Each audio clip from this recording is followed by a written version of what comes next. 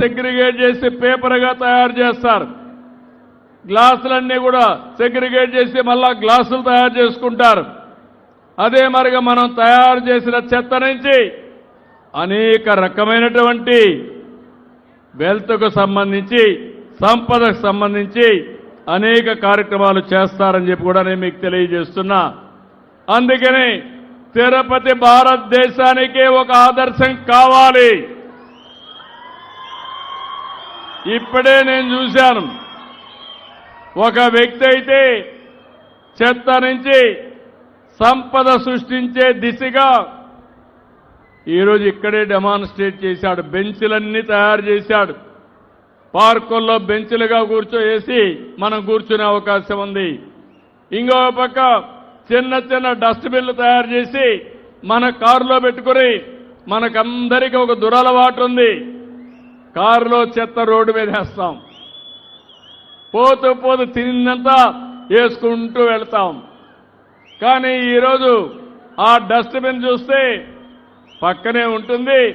మీరు తిని దాని మీద దాంట్లో వేసి మీ ఇంటికి పోయినప్పుడు, ఆఫీస్కి పోయినప్పుడు తీసుకుపోయి డస్ట్బిన్లో వేసి అప్పుడు రోడ్లు క్లీన్ చేసే పరిస్థితి రాదు. మీరు కూడా బాధ్యత కలిగిన పౌరులుగా ఉంటారు. ఈరోజు మాత్రం మీరంతా మంచి కారు, 20 లక్షలు 50 లక్షలు కోట్లు పెట్టి కారు కొంటారు. మీరందరూ ఆలోచిస్తారు, మీ కారులో మాత్రం చెత్త వేయరు, తీసి రోడ్డు మీద వేస్తారు. మీ ఇల్లుంది, మీ ఇంట్లో ఊడుస్తారు, ఊడ్చి ఎక్కడేస్తారు? మీ ఇంటి మీద రోడ్డు వేస్తారు, రోడ్లో వేస్తారు. మీ ఇల్లు మీదనుకుంటారు, రోడ్డు మీది కాదనుకుంటారు. మీరు పీల్చే గాలి ఎక్కడి నుంచి వస్తుందని అడుగుతున్నా. మీ ఇంట్లో నుంచి వస్తుందా? బయట నుంచి వస్తుందా? లేదా? కలుషితమైతే కలుషితమైన గాలి పీలుస్తాం. ఆ గాలి పీలిస్తే ఆ గాలి వల్ల అనారోగ్యం అయ్యే పరిస్థితి వస్తుంది. నాకొక వారసత్వం మీరు చూస్తే 123 మున్సిపాలిటీలు ఉన్నాయి. వీటిల్లో ప్రతిరోజు 9,000 వ్యర్థాలు, మొత్తం వేస్ట్ అంతా కూడా 9,000 మెట్రిక్ టన్నులు వస్తుంది. దీంట్లో తడి చెత్త 5,500 టన్నులు వస్తుంది.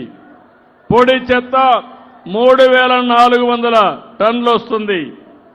అయితే గడిచిన ప్రభుత్వం చెత్త మీద పన్నేశారు కానీ 86 లక్షల మెట్రిక్ టన్నులు చెత్తంతా రోడ్డు మీద పెట్టి వెళ్ళిపోయారు.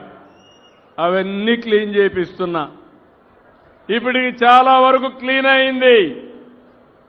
నేను మొన్న మా నారాయణ గారికి ఒకటే చెప్పాను, అక్టోబర్ 2వ తారీఖుకి ఎక్కడైతే లెగసీ చెత్త ఉందో, వారసత్వపు చెత్త ఉందో దాన్ని తీసే బాధ్యత తప్పచెప్పాను.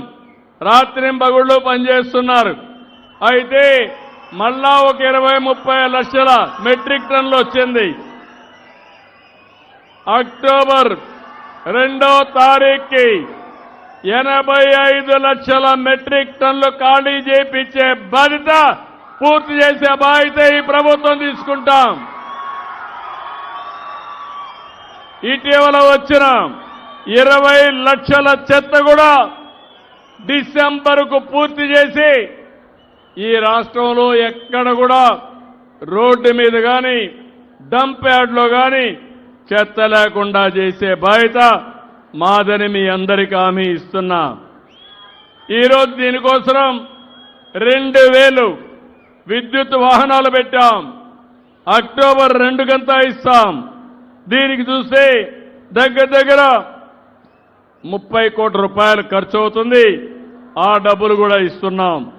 ఇది కాకుండా డోర్ టు డోర్ కలెక్షన్ ఒకప్పుడు 34% ఉంది, దాన్ని ఇప్పుడు 68% తీసుకెళ్ళాం.